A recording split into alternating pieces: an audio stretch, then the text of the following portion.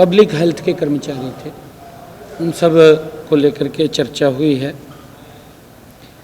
सार्थक चर्चा हुई है। मैंने जैसे कहा भी है कि कुछ मुद्दों के ऊपर सहमति बनी है, कुछ को हमने विचार के लिए रखा है।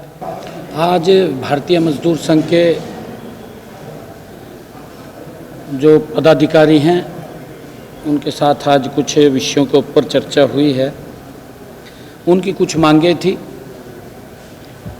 कुछ मांगों के ऊपर विचार करने के लिए कहा है, कुछ मांगें पूरी भी हुई हैं,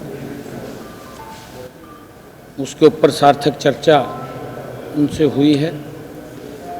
जो हमारे कॉन्ट्रैक्चुअल कर्मचारी थे या कुछ अन्य और कर्मचारी थे, कुछ कोऑपरेटिव के शुगर मिल्स के कर्मचारियों के बारे में, या हमारे अन्य जो पब्लिक हेल्थ के कर्मचारी थे, उन सब को लेकर के चर्चा हुई है, सार्थक चर्चा हुई है। मैंने जैसे कहा भी है कि कुछ मुद्दों के ऊपर सहमति बनी है, कुछ को हमने विचार के लिए रखा है। हाई परचेज कमेटी की मीटिंग भी आज हुई थी, क्योंकि एक हमारा यमुनानगर में जो सुपर क्रिटिकल यूनिट की स्थापना होनी है, उसको लेकर के इन्वायरमेंट की जो क्लियरेंस थी वो क्लियर हो गई है। जो भारत सरकार की कंपनी है BHEL को ये यूनिट स्थापित करने का आज जिम्मा दिया है। 1 अप्रैल से वो शुरू करेंगे और लगभग ये 2.5 वर्ष के अंदर इसको पूरा करेंगे, वर्किंग में आ जाएगा। इसके ऊपर लगभग 7,272 करोड़ रुपए का खर्चा वो लागत आएगी। और इस थर्मल पावर प्लांट में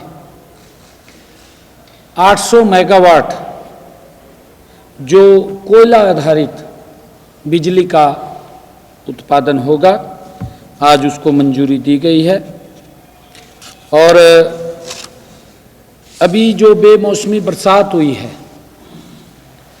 उस बेमौसमी बरसात के कारण हमने सभी DC से अभी वीडियो कॉन्फ्रेंसिंग पे भी बात किया है और सभी को इस बात के लिए कहा है कि वो अपने अपने ज़िला के अंदर जिस स्थान के ऊपर ओलावृष्टि से किसान का नुकसान हुआ है उसको चिन्हित करके तुरंत भेजें, ताकि उस क्षेत्र का पोर्टल, हम जो क्षतिपूर्ति पोर्टल है उसको तुरंत खोल दें, जिससे किसान उसके ऊपर अपने मुआवजे के लिए वो अप्लाई कर सकें और उसकी पूरी लिस्ट भी हमें भेज दें। वो सभी DCs को इस बारे में अवगत कराया है, ताकि हम ये क्षतिपूर्ति पोर्टल वो उसके लिए खोला जाए।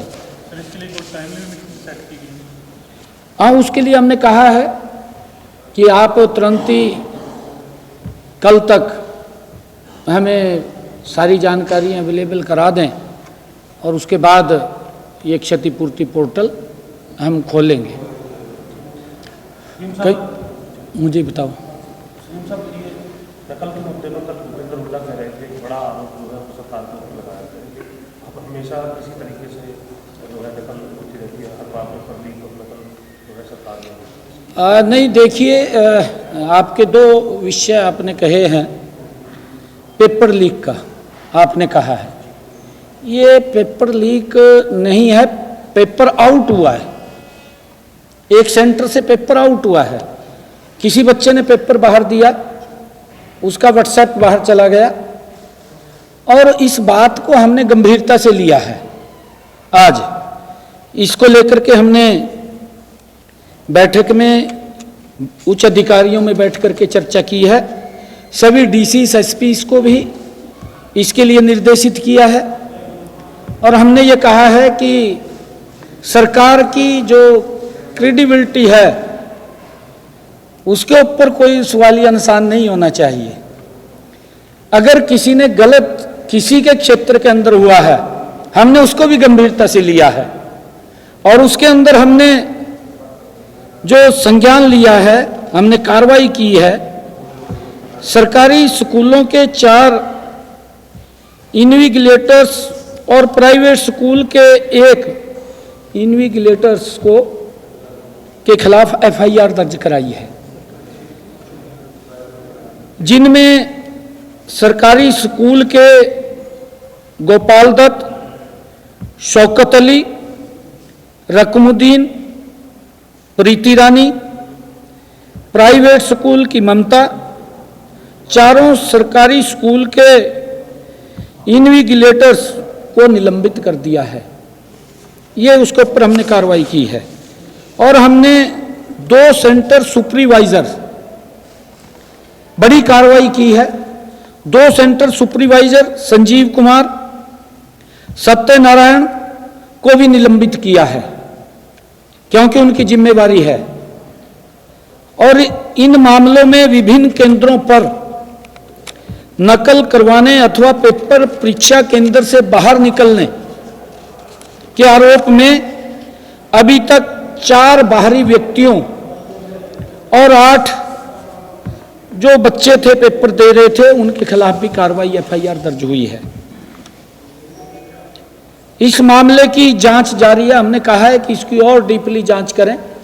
आगे हमने सभी एसपीस और डीसीस को इसके लिए सुनिश्चित किया है कि अपने अपने जिला के अंदर वो इस बात को सुनिश्चित करेंगे कि कहीं पर भी परीक्षा केंद्र के समीप कोई व्यक्ति न जाए,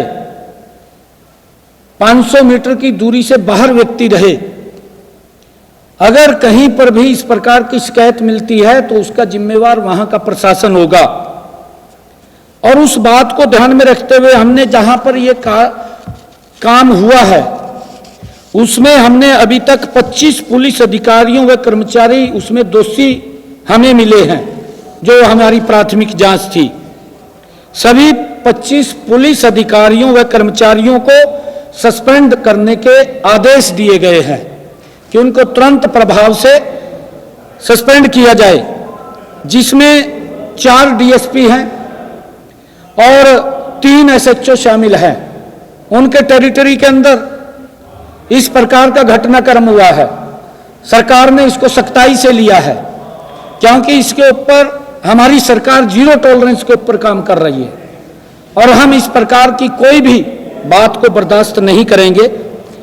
4 डीएसपी और 3 एसएचओस को हमने सस्पेंड किया है और इसके साथ साथ हमने जो पुलिस के वहां कर्मचारी लगे हुए थे उनको भी सस्पेंड करने के आदेश दिए हैं।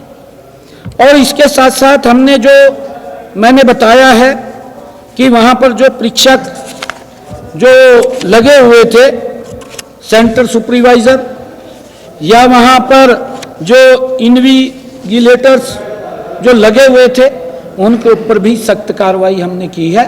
और हमने ये भी आदेश दिए हैं कि कहीं पर भी पूरे प्रदेश के अंदर अगर कोई इस प्रकार का घटनाक्रम वो हमारे ध्यान में आएगा तो उससे संबंधित जो भी अधिकारी होंगे वो उसके जिम्मेवार होंगे। हमने सख्ताई से इसको लिया है। सोमवार से सारी व्यवस्थाएं चुस्त दुरुस्त हो जाएंगी, क्योंकि हम इसके उससे कोई समझौता नहीं करते। हमने सख्त कार्रवाई की है। बैठक के बाद माने सब डेट आ जाएगी सीईटी को लेकर के जो हिसाब सीईटी को लेकर पिछले दिनों भी आपने बैठक की, टेंटेटिव मतलब कब तक सीईटी का लाखों युवा वेट कर रहे हैं सब? देखिए, हमने एनटीए से बात किया है, क्योंकि केंद्र सरकार की एजेंसी है, केंद्र की एजेंसी है एनटीए, उससे बात किया है। आज उसको लेकर के हम चर्चा करने वाले हैं और हम चाहते हैं कि शीघ्र ही सीईटी का एग्ज़ाम हो और उसके लिए हम लगातार अब, क्योंकि हम ये चुनाव स्थानीय निकाय का चल रहा था, अब इसको गति देते हुए जल्दी ही ये सीईटी का चुनाव एग्ज़ाम हम कराएंगे। जो बच्चों की मांग थी, युवाओं की मांग थी, उसको हम जल्दी पूरा करेंगे। उसके लिए आज हमने बैठक बुलाई है बड़ी। चुनाव में सर इससे पहले वोट प्रतिशत काफी कम था। कल वोटिंग होनी है सर, कुछ जनता से लोगों से क्या अपील है सर, वोटिंग ज़्यादा देखिए, मैं लोगों से ये कहना चाहूँगा कि इस तीसरी सरकार के लिए, क्योंकि ये लोगों के साथ डायरेक्ट जुड़ी हुई सरकार है,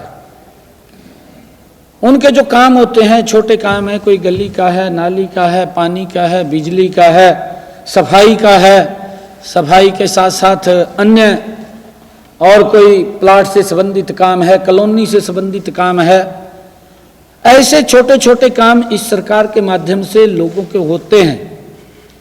मैं अपील करना चाहूँगा सभी से कि आप इस चुनाव के अंदर बढ़ चढ़ करके भाग लें। और मैं जिस प्रकार से पिछले दिनों लगातार हरियाणा प्रदेश के अंदर घूम रहा था, लोगों में एक बड़ा उत्साह, एक जोश देखने को मिल रहा है और लोगों ने मन बनाया है कि ये ट्रिपल इंजन की सरकार हरियाणा के अंदर 12 तारीख को बनेगी और हम मिलकर के गति से इस तीसरी सरकार के साथ विकास कार्यों को गति से आगे बढ़ाने का काम करेंगे। ये हमारी सरकार का कमिटमेंट है। मैं सभी हरियाणा वासियों से ये अपील करना चाहूँगा कि आप वोट जरूर पोल करने जाएं, अवश्य वोट पोल करने जाएं, क्योंकि ये आप लोगों से जुड़ी हुई सरकार का मामला है। आप भी करेंगे सर कल को? करेंगे हम भी। 12 तारीख को सर ये रिजल्ट आएगा, 13 को आप बजट पेश करने वाले मेरा गांव में है वैसे वोट। 13 तारीख को बजट पेश आप करेंगे, तो बजट किस तरीके का होगा सर? हरियाणा के लोगों की जो उम्मीदें हैं, आपका पहला अभी क्योंकि हमारा बीएससी की मीटिंग के अंदर ये फाइनल होना है कि हम बजट किस दिन पेश करेंगे।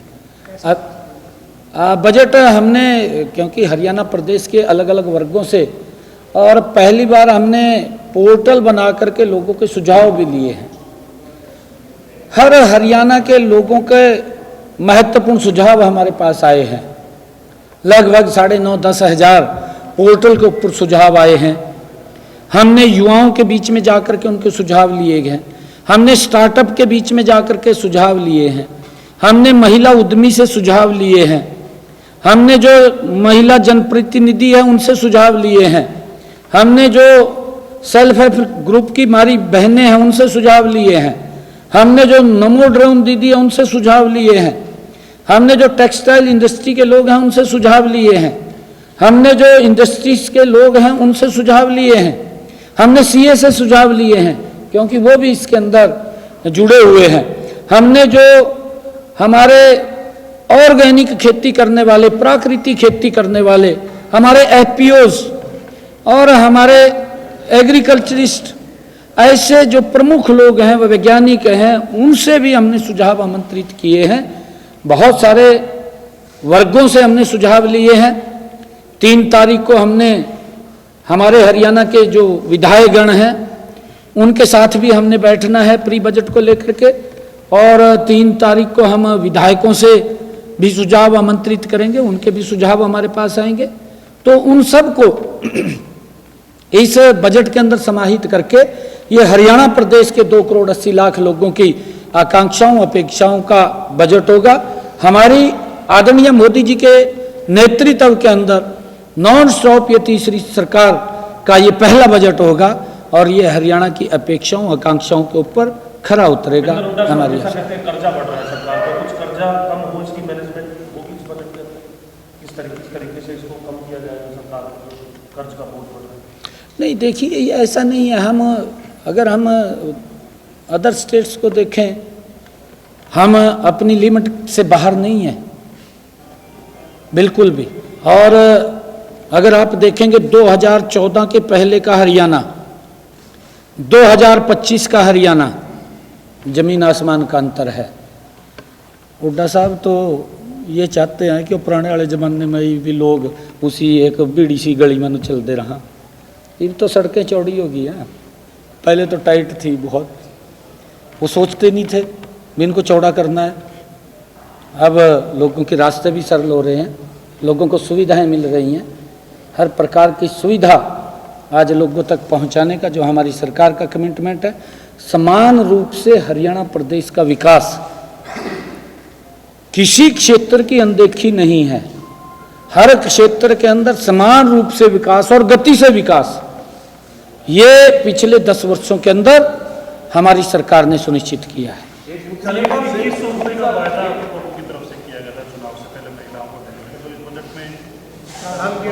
हाँ, देखिए, इसकी हमने पूरी तैयारी कर ली है। अपने अधिकारियों को हमने कहा है, क्योंकि हमारा ये बजट का पहला सत्र आ रहा है। इस बजट के अंदर हम उसका प्रावधान करेंगे और प्रावधान के बाद हम इसकी पूरी रचना योजना बना करके बहनों को 2100 रुपये देने का हमारी सरकार का कमिटमेंट है। क्योंकि हमारे जो वायदे हैं वो हमने 5 साल के लिए वायदे किए थे। क्योंकि विपक्ष तो ये बात बोलता है कि भाई इन्होंने तो वायदे किए थे, आज जो पूरे कर दें। उन्होंने तो अपने वायदे 10 साल में भी पूरे नहीं किए थे। वो खाली घोषणा पत्र बन करके रह गया था और तो था नहीं कुछ भी। उसके अंदर कोई ज़्यादा उन्होंने अपने कोई वायदा पूरा नहीं किया था। परंतु हमने जो पिछला हमारा 2014 का संकल्प पत्र था वो भी पूरा किया है। 2019 का संकल्प पत्र पूरा किया है और हमने अब ये 2024 का संकल्प पत्र के बारे में कहा है, इसको भी हम हूबहू 5 साल के अंदर लागू करेंगे। ये कमिटमेंट हमारा 5 साल के लिए है कि हमने अपने संकल्प पत्र को 5 साल में पूरा करना है। हमारी सरकार ने 100 दिन गौरवशाली पूरे किए हैं और 100 दिनों के अंदर बहुत महत्वपूर्ण संकल्प 18 ऐसे संकल्प हमने पूरे किए हैं। 10 संकल्पों की वो भी इसके अंदर जुड़ जाएंगे अभी जल्दी ही। उनकी आर्थिक और प्रशासनिक अनुमति आनी बाकी है, जल्दी ही वो आ जाएंगे। ये 28 वायदे हमने गति से पूरे किए हैं। इतने महत्वपूर्ण ये संकल्प हैं जिसका हरियाणा प्रदेश के लोगों को लाभ मिल रहा है। चाहे वो पट्टेदार किसान की बात है, चाहे पंचायती भूमि के ऊपर 20 वर्ष से कोई मकान बना करके बैठा है उसके सुधारीकरण की बात है। हरियाणा प्रदेश के किसानों की फसल 100% MSP पर खरीदने की बात है। चाहे हर मेडिकल कॉलेज, हर सरकारी हॉस्पिटल के अंदर डायलिसिस फ्री की बात है।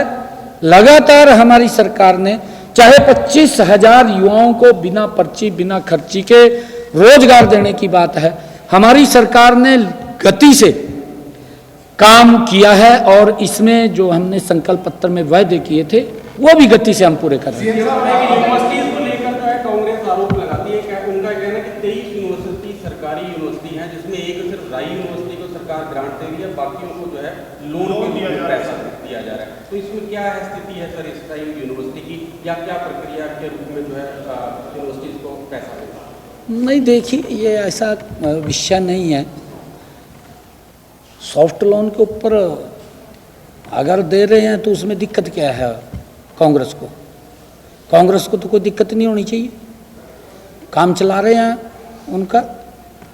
अब ये सारी व्यवस्थाएं सरकार की होती हैं, वो उनको भी मालूम है क्या क्या व्यवस्थाएं होती हैं, परंतु वो बाहर हैं, बाहर करके वो आरोप लगाते हैं। पता है उनको भी है सारा कुछ कि कैसे सिस्टम को चलना है, कैसे चलाना है, ये उनको भी मालूम है। परंतु वो विकास नहीं कर पाए, वो प्रदेश का विकास नहीं कर पाए। अगर उनके समय में विकास हुआ तो क्षेत्रवाद का हुआ है, उस क्षेत्र के भी लोग तंग हैं। जिस क्षेत्र का उन्होंने विकास किया है वहां पर भी उतना विकास नहीं कर पाए जो करना चाहिए था। आज अगर आप लोग देखेंगे कि बारीक से बारीक जगह पर भी गति से वो एरिया बदलता हुआ दिखाई दे रहा है, इतनी गति से काम हो रहा है। सीएम साहब, अब आम आदमी पार्टी जो है वो अरविंद केजरीवाल को राज्यसभा भेजने का प्रयास कर रही है।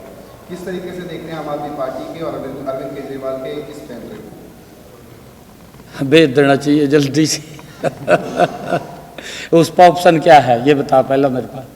उसका ऑप्शन नहीं है कोई भी। और तो पंजाब लग रहा था जान, पंजाब वाला ने बढ़न नहीं दिया। पंजाब से राज्यसभा जाने की तैयारी है, पंजाब से राज्यसभा जाने की तैयारी, पंजाब से एमएलए के निधन के चलते सीट खाली हुई, वहां से राज्यसभा। देखिए, आम आदमी पार्टी का जो ईमानदारी का नकाब था वो पूरे देश के सामने भी उतर गया है और दिल्ली के लोगों ने खींच के उतार दिया। वो जो ये घोषणा करता था मैं कट्टर ईमानदार हूँ, मेरी पार्टी कट्टर ईमानदार है, क्योंकि मंच के ऊपर खड़ा होकर के बोलना एक, मैं तो ये बोलता था कहना आसान है करना मुश्किल है।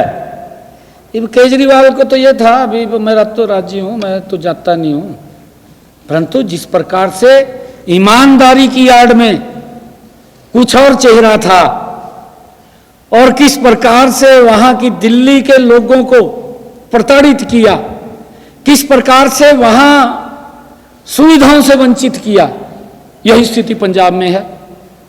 आज मैं आपके बीच में कह रहा हूं 2027 का पंजाब का चुनाव, वहां पर आम आदमी पार्टी साफ हो जाएगी, क्योंकि सेम पोजीशन वहां की, जो लोगों को आयुष्मान का लाभ दिल्ली में नहीं मिल रहा था वही पंजाब में नहीं मिल रहा, उनको भी उसी के अंदर अड़जा रखा, सुविधा तो दे नहीं रहे, इधर उधर अड़जा रखा। हिमाचल प्रदेश सरकार ने मंदिरों में जो चढ़ावा चढ़ता है सर, वो मंदिरों से मांगा है ताकि उनकी 2 योजनाएं पूरी हो सके। सीएम लगातार चिट्ठी में हालात खराब है।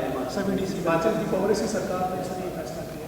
आप कैसे मंदिर के चढ़ावे पर भी वित्तीय स्थिति किसी राज्य की देखिए, इसके लिए विजन की आवश्यकता है, इसके लिए नीति की आवश्यकता है, इसके लिए नियत की आवश्यकता है कि हमने क्या काम करना है, क्या नहीं करना है। परंतु कांग्रेस के पास ना नीति है ना नियत है।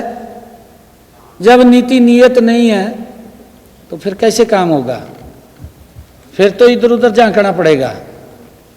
और दुर्भाग्यपूर्ण है, लोगों से प्रलोभन देकर के वोट ले लिया, उस बात को पूरा नहीं कर पाए। ये मुझे खुशी है बताते हुए, हमने संकल्प पत्र में भी कहा था, 2.5 वर्ष हो गए हैं हिमाचल की सरकार को। 2.5 वर्षों में उन्होंने कहा था कि हम बहनों को 500 रुपए का गैस का सिलेंडर देंगे, नहीं दे पाए। हमने अपने संकल्प को पूरा किया, 15 लाख बहनों को हम 500 रुपए का गैस का सिलेंडर पहुंचा रहे हैं। हमने अधिकारियों का भी मैंने रिव्यू बैठक किया था, हमने उसको लागू कर दिया है। हमने रिव्यू बैठक करके कहा था कि जितनी भी बहनें छूट गई है उनके खाते को लिंक किया जाए, और लिंक करके हम उनको 500 रुपए का गैस का सिलेंडर मुहैया कराएंगे। हमारी सरकार का कमिटमेंट है, हम दे रहे हैं। परंतु कांग्रेस ने तो वोट ले लिया, वोट लेकर के झूठ बोल करके अब कभी बोलते हैं हमारे पास विकास के लिए पैसा नहीं है, कभी कुछ बोलते हैं, कभी कुछ बोलते हैं। भाई भ्रष्टाचार के लिए पैसा कहां से आता है? भ्रष्टाचार इतना हो जाता है कि उसके लिए भी पैसा आता है। परंतु इस बात को झूठ नहीं बोलना चाहिए, रेवड़ियां नहीं बांटनी चाहिए। जितनी चादर है उतने पैर पसारने चाहिए, तो चादर से ज्यादा पैर पसार ले। ये केजरीवाल ने पसारे थे, फट गई चादर फट गई ना, ये कांग्रेस वाला की पटने वाली है। हिमाचल में जो 2-3 स्टेट रह गया उसकी पटने वाली है। तेलंगाना में भी पट जाएगी, कर्नाटक में भी फट जाएगी, जिधर इलेक्शन हो आगे, हिमाचल में भी साफ हो जाएगी। Thank you.